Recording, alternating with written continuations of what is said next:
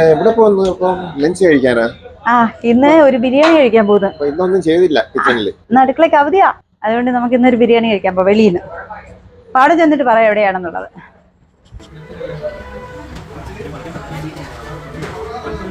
അങ്ങനെ welcome drink വന്ന് കുടിച്ചു നോക്കട്ടെ.